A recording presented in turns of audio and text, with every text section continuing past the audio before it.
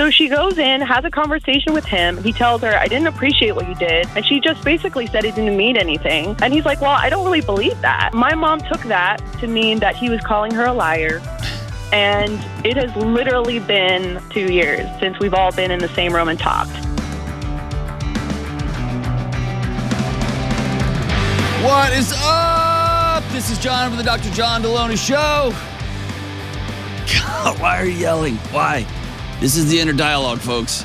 I know, it's too much. It's too much. I saw my wife gave me a look last night that was like, that's so much. Like, I'm right here.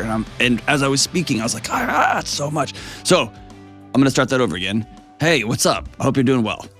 I hope that you didn't just suddenly start driving 95 miles an hour down the road because I started yelling. I'm glad that you're with us on the show. So grateful for you. We even have some international guests out in the lobby today, all the way from about Canada. It's good to see you guys. It makes my heart feel good. You travel all the way here just to see, yes, about me, right? Is that insulting if I say about? Oh, you didn't even catch it. Okay, that makes I love y'all. Hey, if you want to be on the show, go to johndelony.com/ask, or give me a buzz at 1-844-693-3291. And I'm starting to get calls from international calls again. Like, we've had international calls throughout the show, but I'm starting to get more and more messages from people overseas. Yes, email in, call in, and we have made that work in the past, figured out how to make that work. And if we can, we will. Love it. All right, let's go to Simone. Let's go ahead and hop on the call. Let's go to Simone in San Diego. What's up, Simone? Hey, Dr. John, how are you? Partying, dude. What are you doing? Not much. I haven't had coffee yet, so your enthusiasm is helping me. Listen, I appreciate it. I had breakfast with my buddy who's a physician. And even he, after a while, was like, you got to stop, man. Like, I had a lot. So yeah, I'm pretty wired up. Good. Pretty wired up. I What's think up? It's awesome. So I'm really thankful that you're taking my call. I love your show, and I feel like you have a way of simplifying things that feel complicated to people who are in the issue. And so I'm ready to be dazzled by your insight. I hope. Listen, it's simplified because I'm not that smart. And so it has to, like, do you remember that on The Office when that guy was trying to explain what a prophet was? And he was like, could you just write this in a crayon for me? Like I was a fifth grader. That's me. Okay. So yeah, we'll figure it out. That's the kind of help I need. So I got my crayons out. Right place. All right, let's do it. Okay, great. So my question, just to start it off, is pretty much how do I best honor my husband and son as I continue to endure like an estrangement that's happening with my parents? They're pretty much not interacting with me, my husband, or my 2-year-old little boy. What happened? And so I can give you the background on that. So essentially what happened is there was an incident where my mom was like pretty passive aggressive with my husband. Stop it. Yeah, it happened. That has never happened before in the history of mother-in-laws. Yeah. I know. Wow. So I kid you not, it started with my husband was on the treadmill and he didn't come and greet my parents, even though they didn't say when they were coming. So it started out there with like somebody being miffed about him not coming to greet them because he was on the treadmill getting a workout. So believe it or not, that was the genesis of all this drama that's of more than 2 years duration. So basically at some point later, a couple weeks later, my husband just calls my mom out on it. And during that 2-week time period, she had basically been coming to me with a lot of complaints about my husband. He's not doing this. He's not doing that. And it sort of got to a point where I just said, you know what? I'm not having this. You're not going to talk crap about my husband in his own house. Right. And I need you to just have this conversation directly with him. And I'm just tired of hearing about it. So she goes in, has a conversation with him. He tells her, I didn't appreciate what you did. And she just basically said it didn't mean anything. And he's like, well, I don't really believe that. I don't believe that it meant nothing. I'm just telling you, I don't want to be disciplined the way you're going to discipline your own children. And if you have a problem with me, I need you to just come out and say it directly. So essentially, my mom took that to mean that he was calling her a liar. And it has literally been almost going on 2 years since we've all been in the same room and talked. Since then, we've sent Christmas cards. I invited them to my son's birthday. My dad didn't come. And then my mom came, but she didn't talk to my husband at all. So he just was the bigger man, just went up, shook her hand, said, hi, how are you doing? Stuff like that. But even then, she said to some of my sister-in-law and my mother-in-law that I was being a bad daughter because I hadn't come and, healed the breach and stuff. And at this point, Dr. John, I'm just not really sure. I'm not doing a whole lot to fix the situation, but I feel like there's a lot of things that are pretty unexcusable about this. Some of it is, my husband is of African descent. He's literally from Africa. So his first language is French, not English. So we're looking at racial, cultural, language. We're looking at a lot of ways where somebody could have just stepped back and said, listen, I'm coming from a different place, different culture, different language. Maybe I'm just construing this wrong. Let me settle down and just get my perspective on this and let me just go talk to the man. But it's literally been, my dad doesn't talk to me anymore. My dad doesn't talk to my husband. They don't come and see my son. And it's been like this for 2 years. And I'm just like, what is my responsibility as a daughter who has always considered herself to be dutiful? But I just feel like I have to honor my husband and my son first. Oh, man. It's hard. Yeah. Where do you start with this? Here's the sensible. deal. I don't like, and I do it occasionally on the show, and I always kick myself as I'm walking out of the studio. I hate doing it. I don't like talking about people when they're not here. Okay? Yeah. And as you were talking, I was asking myself, and I was about to ask you, this thing that happened with the treadmill, that wasn't what started all of this. There was something that you had done as daughter to blow up their pretty little picture of what their life was going to look like. And then at the very end, you said, and I married a black guy who speaks French, who whatever, amen. Right. Tell me I'm wrong there. I don't think you're wrong. But to be honest with you, the reality of this has really hit me since this whole thing went down. Okay. We had a beautiful big wedding. I didn't get, and maybe this is just me being dense, but I didn't get it. I didn't get the disapproval. Nobody had a direct conversation with me that said, I don't think this is right for you, or these are my considerations. It was always just in retrospect, do you feel it though? Do you see it oh gosh, I missed it? In retrospect, I feel like, there were some reservations or concerns or whatever, but I'm just at this point in time, the whole thing is just really disrespectful. And I told my mom when this whole thing kicked off, I said, I just want you to talk to my husband and just handle whatever it is that you guys feel you have a conflict. Yeah, but listen. You're an adult. Bothering you, just talk to him. You're acting like an adult, and she's not. Your dad's not either. They're acting like children. Right. And this is a hard, simple reality. Your parents made their choice. Yeah. And the choice you have to make is not how do you fix this, because you can't. You're the kid. Right. The choice that you have to make here is, how long am I going to continue to torture myself and my family trying to prop up this fantasy that I wanted of what this thing was going to look like, and face reality that my parents are acting like children. They have absolutely no interest in healing this relationship. They have an interest in winning.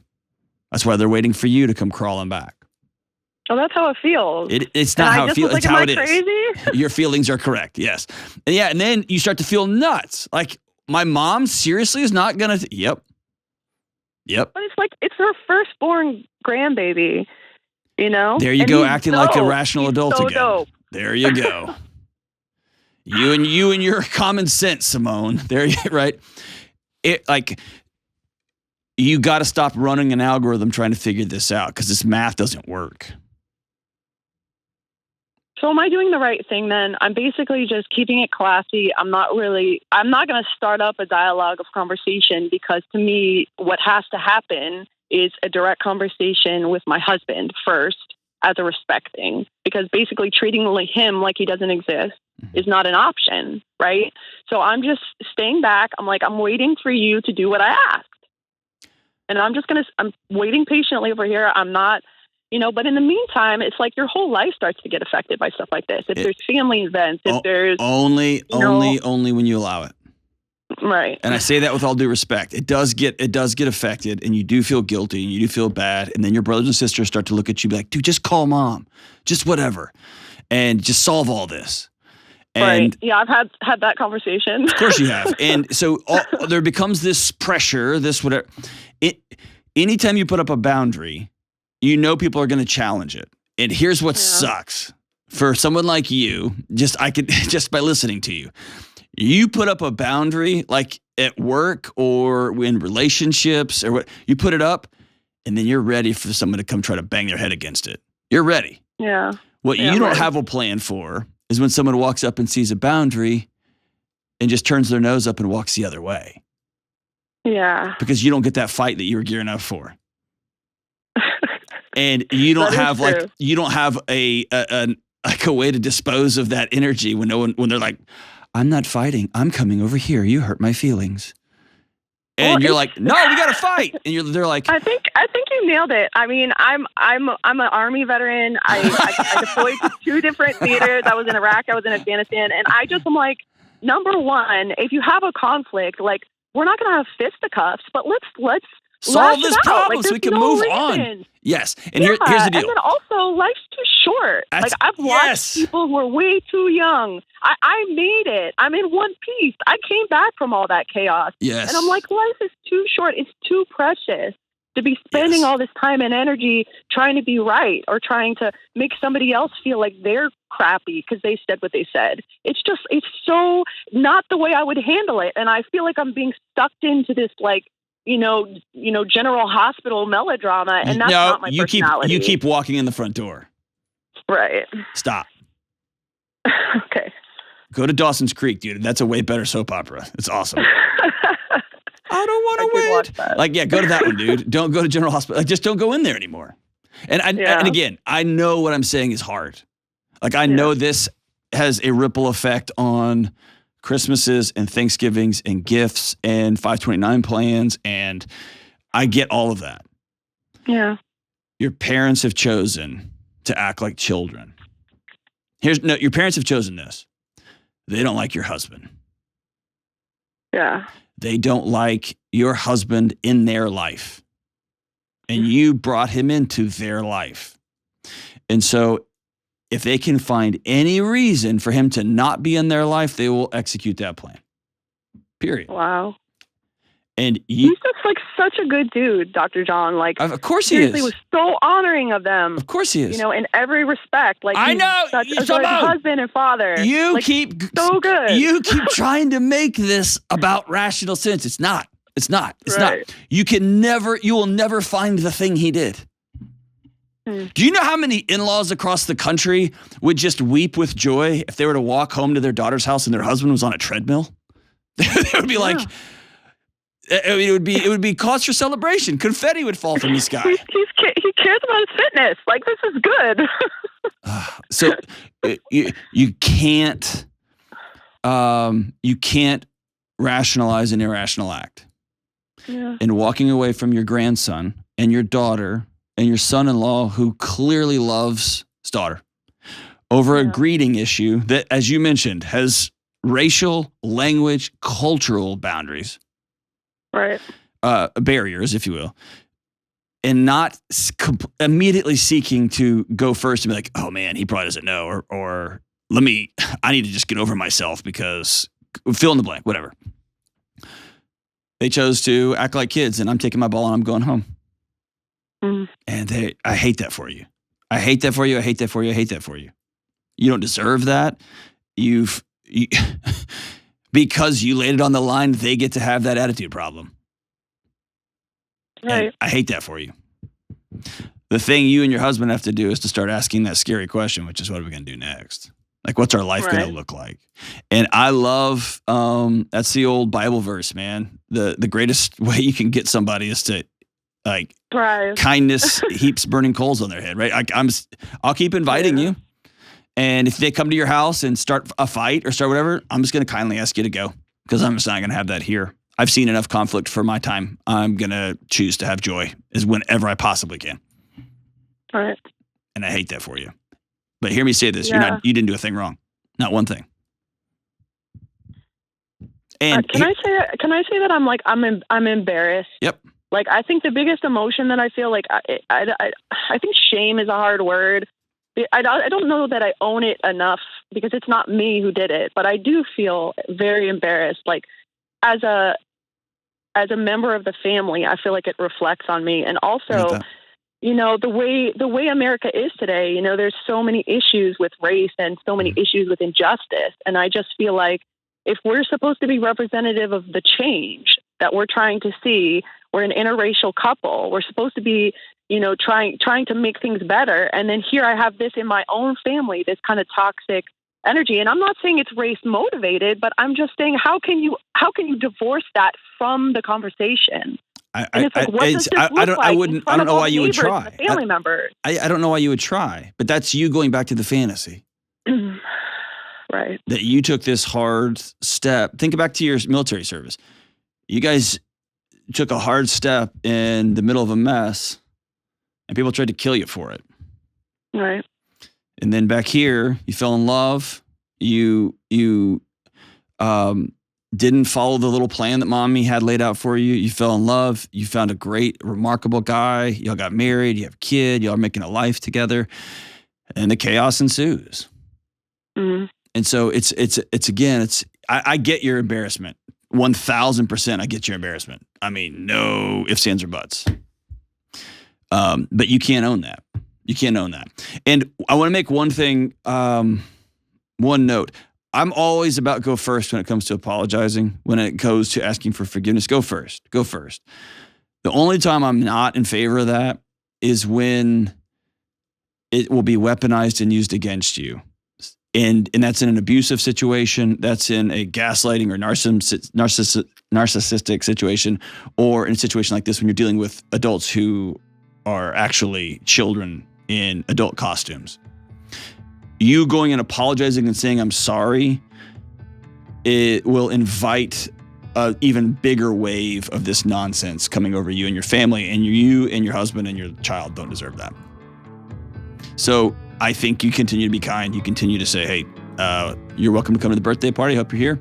And they get to continue to choose their ego and their nonsensical, stupid pride over their daughter and their son-in-law and their little baby.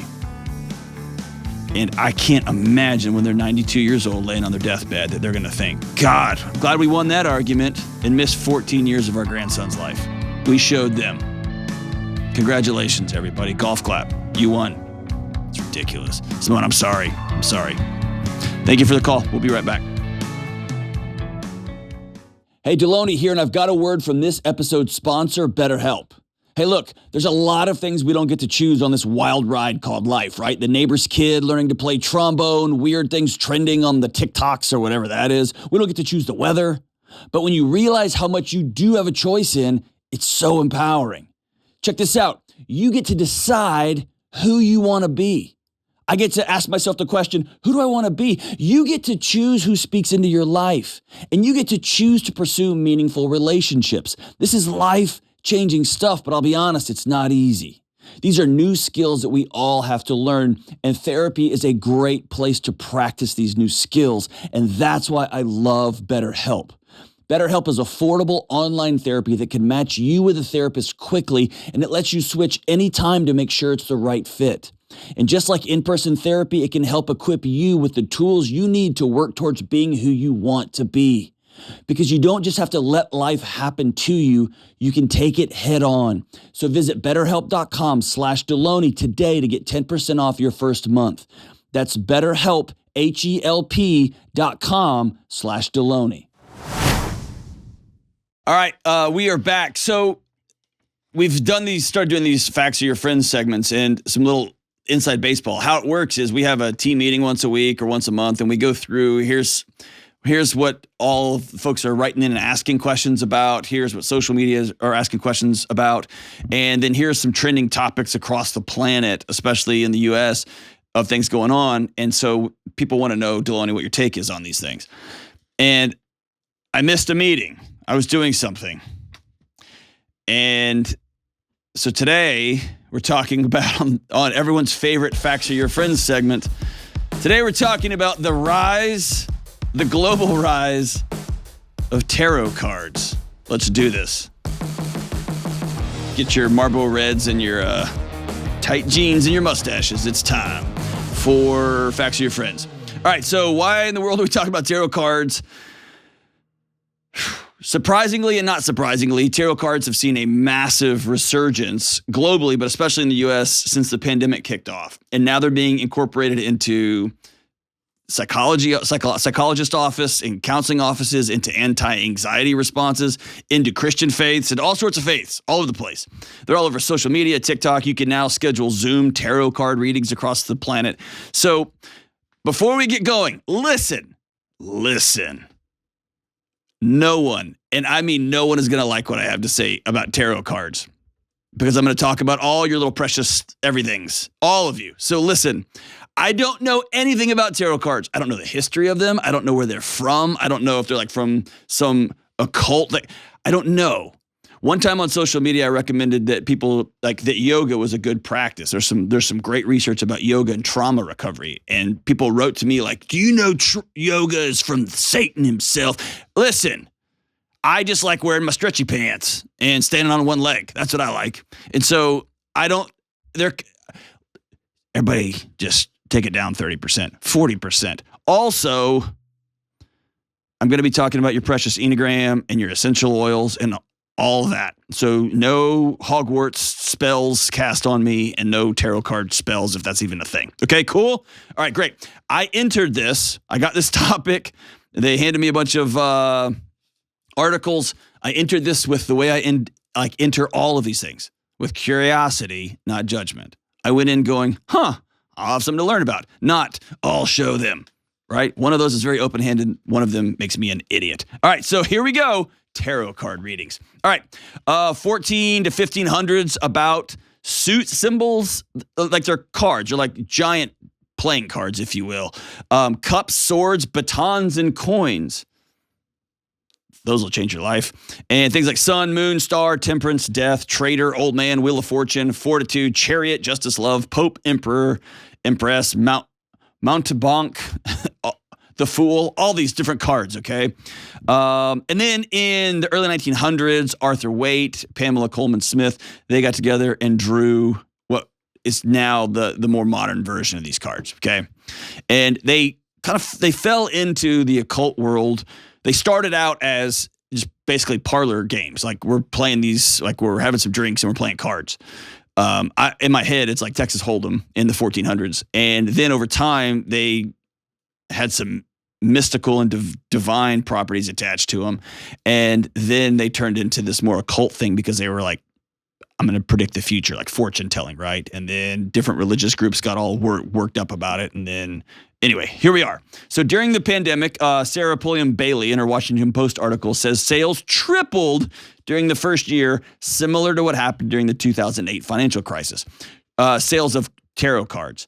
I read multiple articles, and all of them made very clear that the modern use of tarot cards is not for fortune telling or for predicting the future. It's not for like, what should I do? Am I going to meet a lover in 3 weeks, or am I going to get fired from my job? That's not what they're for. They're about stories and symbols, which psychologically is a very Jungian concept, right? And quite honestly, symbols and stories is something we all do, but that's a whole other conversation. Sarah Pulliam Bailey says it's part of a wider trend of younger Americans mixing and matching different forms of spiritual or religious practices with one another. Not for trying to seek or meet the divine or to have a relationship with God, however you would describe that, but they're trying to find some method to the madness that is their life. She goes on to quote someone as saying, more people are now more interested in it for the self-reflection or space to get validation and clarity versus hearing, you're going to meet some hot stud in 3 months. Get ready. That's not what they're for. So she says they're great for anxiety. Maybe. I've got some issue with that, but they may not be predicting the future, but they do. You can slow down, shuffle, look at the pretty pictures and say, oh yeah, I'm overthinking this. So if I think of tarot cards not as a fortune-telling device, that's silly and it's nonsense. We all know that. But if I look at them I say it's silly and it's nonsense, somebody just cast a spell on me just now. They pulled out their John Delony voodoo doll and are just jabbing pins in it. Don't do that. My life's sketchy enough as it is. Be nice. But as a tool of reflection, so this is where I'm going to make everybody uncomfortable. I've always said any tool for reflection at any time is good. I include in that Myers-Briggs, Strengths Finders things, Enneagram, your essential oil, anything that you use to codify and explain your automatic default settings to things, the stories you tell yourself, the roles you've taken on in your life, any of those things that you look at and go, I usually respond like this. And that gives you pause and you think through, why do I respond? And why do I do that? None of these things have good science behind them. Zero as reasons to, I'm not going to hire that person because they're an Enneagram 4 and we need a 6 in this role. If you treat it like that, bad news bears, dude. Or if you're like, I'm not hiring that INFJ, they're going to fail at this job. That's discrimination. That's silly, right? That's silly. But they are great tools for reflection, for asking yourself, I do respond like this more often than not. And I do have a tendency to fill in the blank, right? Those are good. Our culture needs more reflective practices, okay? So number 2, I got online and did a free tarot reading. I kept waiting for like the pit of hell to open up and get me. It didn't. I just got tired because it was after 9 o'clock. But listen, I did it. And it was fascinating. Here's what it told me. The first card was, I'm going to find a new love soon. And a new relationship is headed my way. And so naturally I thought, well, I'm married, so that's not great. And then I thought this. My wife and I have been going through what I would call a very significant transition over the last 6 months. I have a new teenager. I've got a first grader. So we are out of this half-day stuff. We're out of the kindergarten world. And my career has gone sideways. My wife is getting recognized at stores now apart from me. She's got people at doctor's offices and haircut places asking her about the show, which she doesn't listen to, right? I am getting stopped in airport bathrooms. So we're having family dinners and people stop. So our life, none of this is bad, getting stopped in an airport bathroom, that's just super weird. But our life has changed. It's shifted. And so we are, it made me think back to Estelle Perel, when she said, all adults have 3 or 4 or 5 great loves in your lifetime. And if you work really hard, it's with the same person. And so then I thought back, oh yeah, we're entering into a totally new season. My wife is a different person now. She's the mother of a teenager, the mother of a first grader, the mother of a guy who is on the internet talking about sex all the time. I am the husband to not a professor, a research professor who's traveling all over the country presenting research. I am the mother of a stay-at-home mom who lives in the woods and who makes sure we have eggs everywhere because the chickens aren't dying. And our life is completely different. And she's got new ways of seeing the world and I've got new experiences. And so then it made me think, I am going to get a new love. I have a new life. My wife and I have entered a new stage. And this reflective idea at my kitchen table, looking at an Instagram or whatever it was, tarot card, was actually really healthy. It was good for me. It actually gave me pause. It's a conversation I'm going to have with my wife later. Number 3, in my new book, I have a chapter called Choose Belief.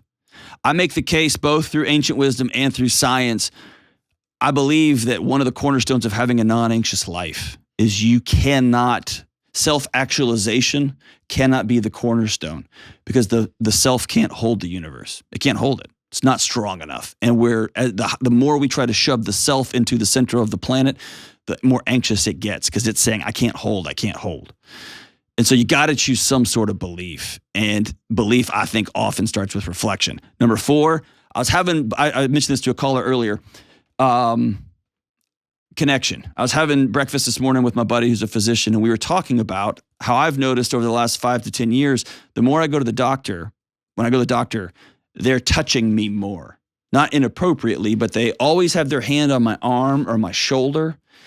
And they look me in the eyes better than 15 or 20 years ago. And I always leave the doctor's office so calm. Even during hard conversations, you're going to have surgery. I leave so calm. And then I got to thinking about the research for counselors and therapists and psychologists. People are so desperate for someone just to listen to them, not waiting for their turn to speak, but just to listen and say, how are you? Tell me about your life. That I'm wondering if the rise of tarot cards is giving people an excuse, very similar to the questions for humans. It's a conduit towards human connection. I want to look you in the eye and you listen to my stories and you listen to my life and you tell me about things that I'm not seeing in my own self, the rise of coaching, the rise of therapy, all those things. And I'm wondering if tarot cards, the rise of them, is just a way for finally someone's listening to me. Here's my final thoughts. These can be super dangerous and stupid, quite frankly, if they use them in the wrong way. There's reams of data on priming. I call it nudged learning or expectations in learning. Luna Koloka's done a lot of work on here. We're always absorbing cues in the environment, how we should respond to something. What that means, and a lot of this is unconscious. So if I think I'm going to get a response, I may be leaning that way. If I think this card is going to tell me if I should break up with my girlfriend or my wife, and it says you're going to be finding a new love, my body can run down that lane before I've thought it through. So if you're going to use tarot cards or anything similar for secret messages from the universe, you're putting yourself at risk for making rash, unwise, unsafe decisions. And I personally don't put a lot of stock in these things because I am rash and I make rash decisions and I'm a mess. And so I don't mess with them for that very reason. If you're going to use them for fun or to jumpstart conversations or questions or about important topics or just something fun for a friend like Dungeons and Dragons or online gaming, whatever other things you're into, knock your lights out. Don't use them as a tool for big life decisions. You're going to get yourself in a lot of trouble to doing that, okay? Priming is a real and unconscious thing. So, Kelly, that's my thoughts on tarot cards. You know, you had me a little nervous earlier because you wouldn't tell me the angle you were taking. I thought that was fantastic. Tarot cards it is, America. Let's do this. I am a Queen of Wands. I think that's a thing. No? We'll be right back. Hey, good folks, John Delony here. I feel like I fell through a glitch in the Matrix. This is my job. I get to have this show, do this show, walk alongside each one of you as a career. This is what I do, and I have a blast doing it. And me and the team, we're so thankful for all of you for being a part of our show. Whether you're one of the original 17 or you're one of the millions that's come since then, we are so grateful for you, and we want to put together the best possible show that we can. So if you're one of the originals or if you're brand new, we want your feedback. Tell us what you love about the show, what you hate about the show, what you'd like to see more of, what you'd like to hear more of, and what you want us to never do again. You can email us at askjohn@ramseysolutions.com. That's askjohn@ramseysolutions.com with your feedback. Thank you for being such an important part of this show. Rock on. All right, we are back. Let's go to Glenn in Fresno. What's up, Glenn? Hey, how's it going, Dr. John? Partying, dude. What are you doing? Talking to you. Sweet. That's such a great answer. Well played. All right, so what's up, dude? Hey, I guess just kind of came up with this thought and, email your show. And I guess, how do you let go of who you thought you were and this image you had of yourself and this image that other people implanted in you when, your life has done an absolute 180 and your objective mind knows you're not that stuff anymore, but, something inside of you just can't let it go, man. Give me an example. Well, I used to be an overweight kid. I was the one that was always picked last for sports and the whole 9 yards. I was shy and quiet. And, now I'm fit. Actually, I guess you could say jacked. I mean, I even have a hard time saying something positive about myself, I've become a certified personal trainer, a nutrition coach from your buddy, Dr. Norton. And it's, and I'm like, yeah, no, I'm going to be fat again. Who's going to want to listen to me? Who's going to want to believe me? Yeah. That type thing. It's just, that's one example. I went through a pretty rough marriage, picked somebody who probably wasn't a good partner, but I learned a lot out of it. That ended. And, just recently this wonderful woman walked into my life and I'm like, yeah, she's going to figure me out. This can't be real. And I'm sitting here awake at night thinking, what am I going to do to screw this up? What am I going to do to sabotage it? Why in the world can't I believe I'm worth all this stuff? So there's, and her name escapes me. She's from London. She's a researcher on imposter syndrome. And that's such a cheesy line. Like at this point in my life, I'm like, dude, just get over imposter syndrome. But she gave a definition that stuck with me. She said, imposter syndrome is when you believe others are judging you as harshly as you judge yourself. And the reason that was important for me was imposter syndrome has nothing to do with the outside world. It has to do with me. Right? Right. And that's both terrifying and relieving because this is something I have to enter into. And I want you to be really grateful for your mind and body because they're working exactly as they should. Here's why. You've been through hell. You've been the little fat kid that everybody made fun of. You've been that little kid that had to hide in his shell. You've been the guy that girls walk past over and over and over and over again. And your body put a GPS pin in that and said, that was terrifying and lonely and scary. We were all alone. We can never let that happen again. And so what your sweet brain and mind and body are doing to you are just trying to remind you that there are sharks out there that can get us at any moment. And now you've got a whole new world, but the GPS system is still beeping at you, right? It's still trying to get your attention. Hey, we could die, we could die, we could die. Mm-hmm. And so at some point, you got to make peace with, my body's just trying to keep me alive. And that's different than going to war, trying to shut up the voices. You see what I'm saying? Right. And this is hard, especially for somebody who has been out of shape and is now in shape, because you often attack that, right? It's like, pain is weakness leaving the body. Like, I'm going to crush my way through this thing, and it's discipline over and over. This is making peace. This is opening your hands up, not tightening them up. Okay. Right. I will tell you, and Lane and I have had this conversation personally. I've had this conversation. I've been blessed in my career to have in this new second chapter of my life is like I co-host a radio show with Dave Ramsey. And we talk about often off air, just as friends, he's got hundreds and hundreds of millions of dollars of net worth. He still has that poor East Tennessee kid in there. Yeah. Right. And as my life has changed, I can't even scratch and sniff his net worth. But as my life has changed from being a poor kid, money was a curse in my home. Right. It was terrifying. I've gone back to him and said, hey, man, how do you balance this, man? Because I got this little kid in me screaming, it's all coming down. It's all coming down. And he's given me two important things. Number one, in his words, the ratios. In my words, the charts and graphs. I've got to look at the data. Okay?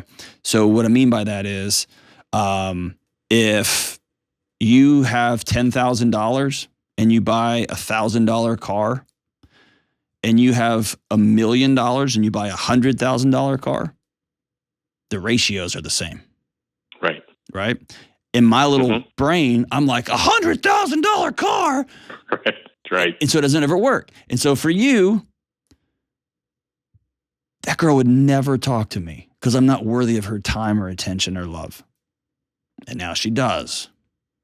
And I have to say, no. And by the way, forget the jacked part. You're a guy who walks around with his head held high, who loves other people, who takes care of it. You've dedicated your life to helping other people through hard moments. That's who you are. Yeah, dude. no, it's important to me. That's right. You've got to learn to look at the ratios and say, okay, the data says this. I'm not going back. And I've got to learn to love myself as much as I ask other people to love themselves. I've got to honor myself. And so that leads me to the second thing. And this has been the key for me is this is not going to sit well with the bro culture. Okay. With the crush it and kill it. It's not going to sit well with that crew. Okay. But I don't care because I'm right and they're wrong. You have to outsource some of this to a group of friends and community that will consistently call you out, hold you accountable, and remind you on a regular basis that you're loved. Yeah. Okay. And Andy Peterson here in town. He's a musician here in town. He says your community defines your calling. Your community is going to be the group that rallies around you, says, hey, man, you're really doing a great job taking care of people. You inspire me. I love you. And I've got to learn to listen to that voice as data more than the voice in my head saying, hey, it's all coming down. It's all coming down. Yeah. Does that make sense? Yeah. Yeah. The other thing that's hard is, when you do these big changes, you get yourself on the right track. And even in the work world, I'm pretty high up in a pretty major company, dealing with tens of millions of dollars. And it's like they're trusting some little redneck kid from Fresno, to do this. But your sport group, your friends, your close people, they drift away because you just can't connect anymore. So yeah, you find yourself kind of alone out there. So people often look at, all right, what's the external work to do? What can I go crush and kill? The challenge here, and there is a place for that, and make no mistake, there's a place for getting up and grinding it and working really hard. There's a place for getting up and working out really hard and getting in shape, all that stuff. Taking care of your diet, taking control of your diet, stuff that Lane has personally helped me with tremendously. But the other side of it is, this sucks. I got to go make new friends at 30. Yeah. Which is the worst. Yeah. The worst. Right? And then, God forsake, you got to go make friends at 40. And the practice of our life is you only have a certain number of opportunities to make 25-year friends because you only have so long to live, right? Yeah. And so the practice is less about, I need to get my brain to stop doing X, Y, and Z. I need to go make a couple of really close friends that I can trust. Yeah. And that means I'm going to have to call guys and be weird, and they may totally hose me. Or I might find out 6 months in, they just using me for my business contacts. That's cool, man. Mm-hmm. That they're not in a good place to be good friends. That's cool. I'm not even going to sweat it. I'm just going to roll off and go do my thing. And I'm going to grieve it. I'm going to be bummed out because I like that dude or I like them. Cool. I'm going to go make friends another way. I'm going to have people over at my house to watch the fights, and 2 or 3 of those dudes and I are going to be hanging out after. Does that make sense? Like, it's going to be by the way, these aren't guys at the gym.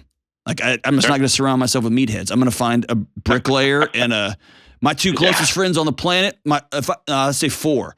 My 4 closest friends right now, if I was just to tick them off, one of them is a bank examiner.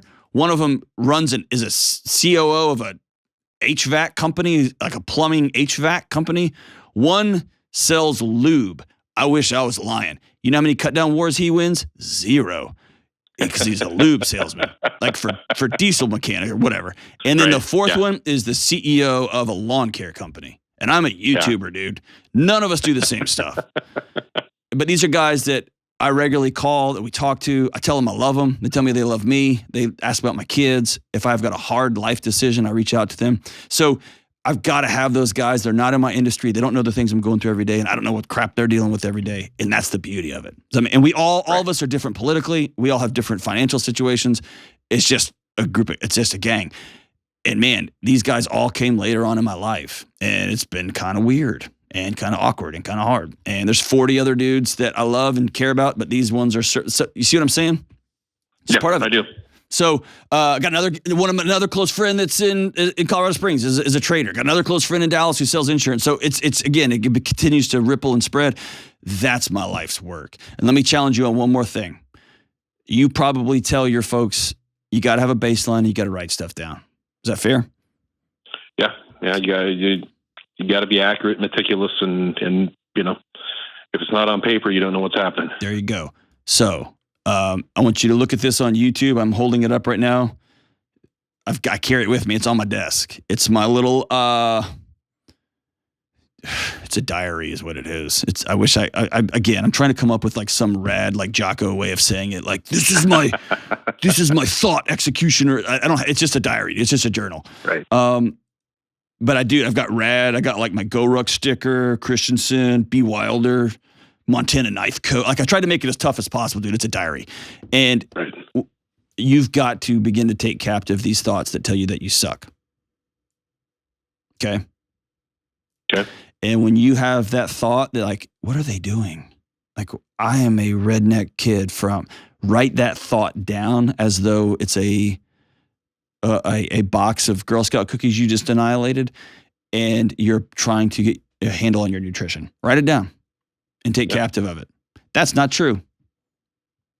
I was a redneck little kid, and I worked my butt off to get here. And they wouldn't be trusting me with this if they didn't think they were going to make a whole bunch more money because I'm running the show. Awesome. That woman is blessed beyond measure, not to marry some super sexy Glenn, which good for you. People often mistake me as a personal trainer too, by the way. And that's never happened. Not one time. Not one time in my life has someone been like, "Are you a personal trainer?" That's never happened. But she's really, really lucky to meet a guy and fall in love with a guy who's dedicated his life to helping other people achieve their goals, achieve their visions of health and longevity, and being able to wrestle with their grandkids when they're 80. That's work you're doing. And she's won the lottery falling in love with a guy like that. Yeah, that's what she says. It's hard for me to grasp, but yeah, okay. She might be lying to you just because you're a smoke show. I don't even know you, so I'm not gonna lie to you. Nah, she's pretty awesome. It's like I woke up and it's like this is different. Yes. So write them down. And I'll even give you one more thing. This is something me and my wife use, like a tool we use all the time. I did it last night. I asked her the question. I say, hey, the story I'm making up is you're mad. The story I'm making up is you were frustrated by something I said or did. The story I'm making up is you don't want to go to this party that we got invited to. And by saying it that way, I'm not saying, why are you mad? Why don't you want to go to this party? I am taking ownership of this. I have created a story in my head that you don't want to do this. And it invites her in to say, you're right, I don't want to go. And I had a story that you would be mad. Or, of course I want to go. I just have had diarrhea all day and I don't, no, that's not my wife. But you know what I mean? So that's a tool you can ask. When you find yourself, I don't think she really likes me. I can't believe. Then I think you can reach out and say, hey, the story I'm choosing to tell myself is that a beautiful woman like you is going to leave a loser like me. Call her out. And she might look at you and say, I never want to hear that story again because it's not true. It's not true. It's awesome to know you, Glenn. Thank you for loving people in your community and for dedicating your life to other people's lives. That's amazing. I want you to treat you as good as you treat them. Take captive of those thoughts, my brother. Take captive of them. And over time, your default setting will change from, I'm just a dumb idiot redneck kid, to I'm freaking Glenn from Fresno. And I'm doing some pretty amazing things for the people in my world. We'll be right back. Hey, what's up? Now that my new book, Own Your Past, Change Your Future, is out in the wild, we've been hearing reviews and feedback from readers, and wow, I'm so grateful. And one of the things I've been most excited about hearing is that this book is not just for people who are healing from terrible traumatic experience or other big scary things from their past.